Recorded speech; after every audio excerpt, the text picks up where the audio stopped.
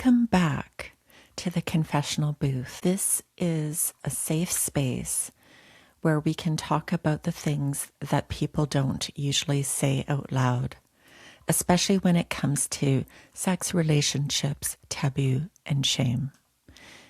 And today, I would like to rewind a little bit and talk about something that people often think they understand, but when you really start to feel into it, it changes how you relate to yourself completely. And that is the difference between shame and guilt. Now, on the surface, they can sound almost interchangeable, right? Like, I feel bad, I did something wrong, I shouldn't have done that. But internally, physiologically, these are two very different experiences. Guilt is, I did something that I don't feel good about. It doesn't feel aligned. I did something that I feel was wrong. Shame is, there is something wrong with me. I am bad. And that might sound like a small shift in language, but in the body, it is not small at all. Because when you feel guilt, let's say you snapped at your partner, or you said something you didn't mean, or maybe you avoided a conversation you know you needed to have. There's often a sensation of activation. There's a kind of forward-moving energy. You might feel a bit of tightness in your chest. You might feel some heat in your face. Maybe your mind starts replaying the situation. But there's always a pull toward repair. So at first you may think, shit, this was not the best timing to say this, or why did I get so defensive in my reaction? Or I wish this conversation never happened. I wish I could go back and try this convo again. You want to clean it up. You want to say something to go in the direction of repair. You want to restore connection. That's guilt functioning in a healthy way. It's actually relational. It keeps you in connection with yourself and with other people. Now, shame feels very different. Shame is much more of a collapse response in the nervous system. So instead of that forward movement, what you often feel is a kind of dropping, like your energy sinks, and like a stuckness, like a holding pattern. Your chest caves slightly. Your shoulders round forward. Your breath becomes shallow.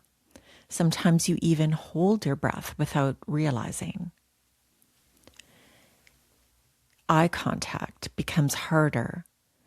And instead of thinking, I want to fix this, the internal dialogue, your inner voice, or what I call your inner critic, becomes something like, of course I did that. This is why relationships don't work for me. There's something wrong with me. I'm broken. I can never get it right. I'm so fucked up. Why would anyone want to be with me? And in that moment, your nervous system is not organizing for connection. It's organizing for protection. Because shame carries this very deep, often unconscious belief. This voice of shame says, if I am fully seen, I will be rejected.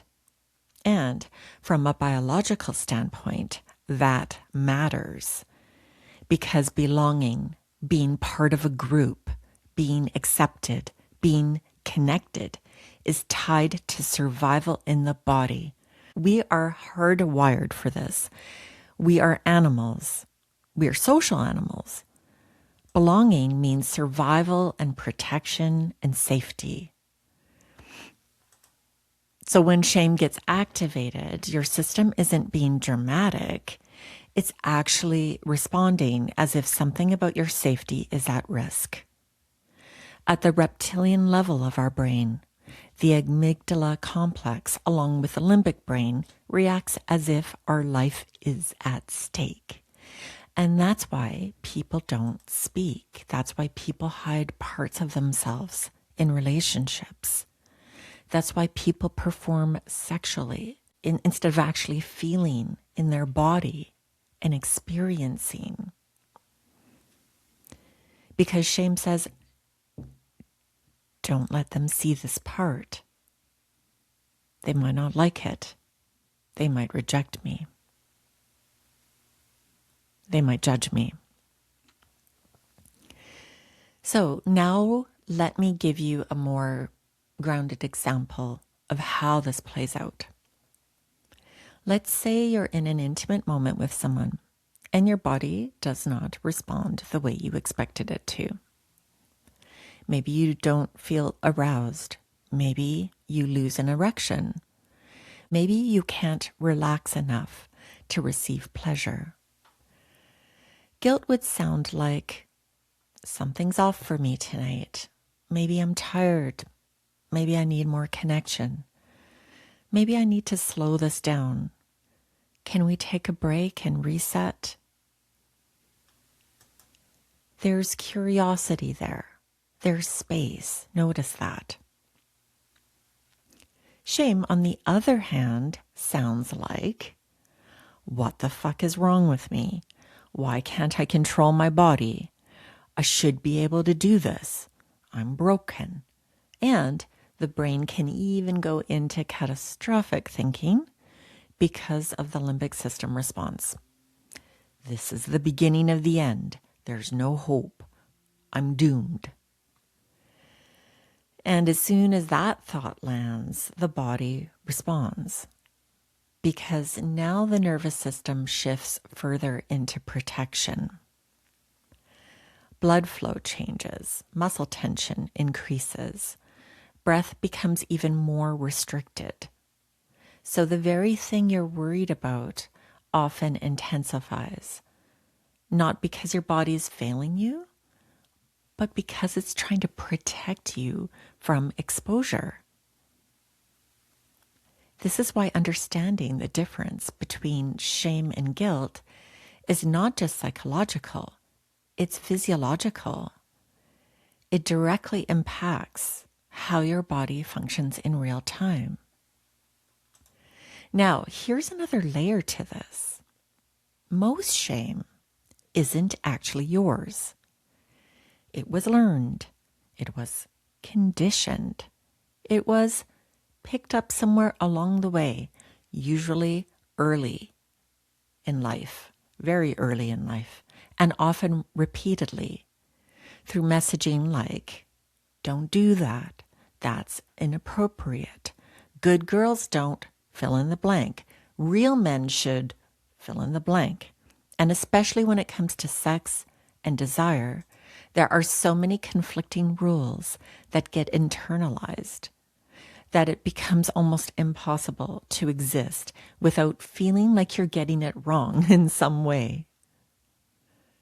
Too much, too little, too open, too closed, too performative.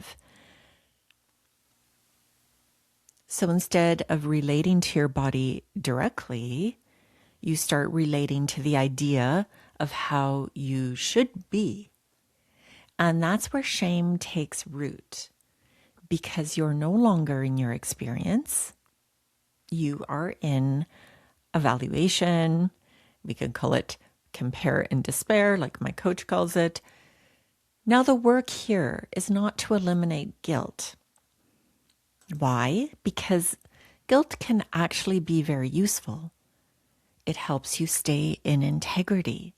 It helps you recognize impact. It helps you grow. But the work is to start noticing when guilt crosses over into shame.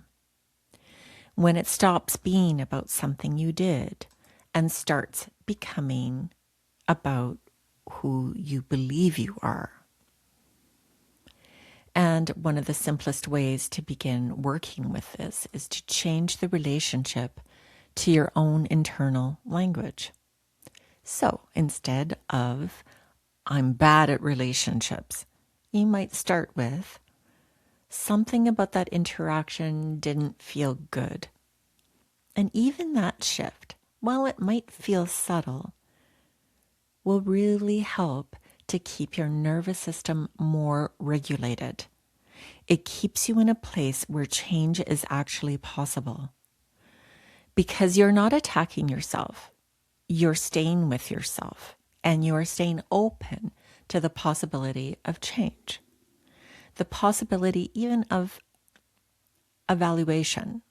My coach calls it what went well and even better if. And you stay open to the possibility of repair and searching for creative and alternate solutions. And ultimately, this is where confession becomes powerful.